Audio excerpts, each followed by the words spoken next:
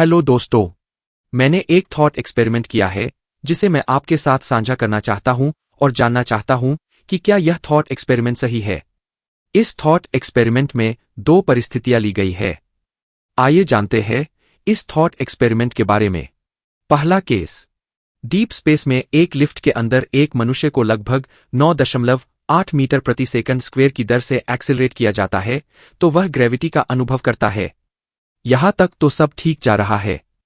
चलिए अब जरा दूसरे केस पर भी नजर डाल लेते हैं। दूसरे केस में एक बहुत विशाल लिफ्ट है डीप स्पेस में, वो भी लगभग 9.8 मीटर प्रति सेकंड स्क्वायर की दर से एक्सेलरेट हो रही है। उस लिफ्ट में एक पूरा शहर है। उस शहर में एक बिल्डिंग में एक लिफ्ट में एक मनुष्य है।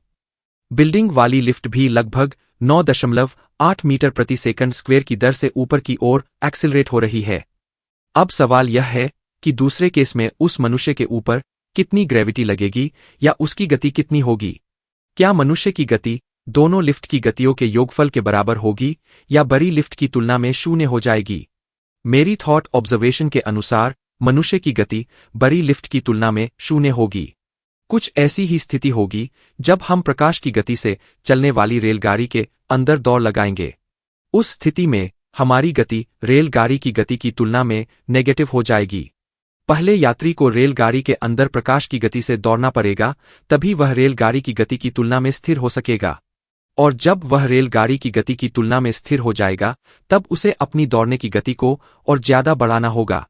तब कहीं जाकर उसकी गति रेलगाड़ी की गति में जुड़ेगी और उसके बाद ही वह यात्री प्रकाश की गति से आगे निकल सकता है।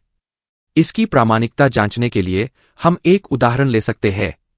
मैं उम्मीद करता हूं कि आपने कई फिल्मों में वह दृश्य देखा होगा जिसमें एक कार ट्रक के पीछे लगे हुए रैंप पर चढ़कर ट्रक के अंदर चली जाती है। शायद आपने ध्यान दिया होगा कि रैंप पर चलने के लिए कार को अपनी गति ज्यादा करनी पड़ती है, तभी वह उस रैंप के ऊपर चढ़ पाती है। लेकिन उस दौरान जब कार रैंप के ऊपर पहुंचती है तो उसकी गति धीमी हो जाती है। इस रेफरेंस फ्रेम में हमें यह लगता है कि जैसे समय धीमा हो गया है, जिसे हम टाइम डायलेशन मान लेते हैं। लेकिन यह तो हमारे दिमाग के द्वारा बनाया गया एक भ्रम हो सकता है। क्या इसलिए समय को भ्रम कहा गया है? आइए देखते हैं ऐसा क्यों होता है। मान लेते हैं कि ट्रक की गति 60 किलोमीटर है। ट्रक के अंदर जाने के लिए कार को 60 किलोमीटर की गति से ज्यादा तेज चलना पड़ेगा। मान लेते हैं कि कार की गति 70 किलोमीटर है। रैंप के ऊपर चढ़ते ही ऐसा लगता है कि कार की गति 70 किलोमीटर की बजाय 10 किलोमीटर ही रह गई है। ऐसा इसलिए होता है क्योंकि कार की गति में से ट्रक की गति घट जाएगी। जब हम कार की गति को ट्रक की गति के साथ जोड़ेंगे तो हमें कार की गति 70 किलोमीटर ही मिलेगी। ऐसा नहीं होगा कि कार की गति 130 किलोमीटर हो जाएगी।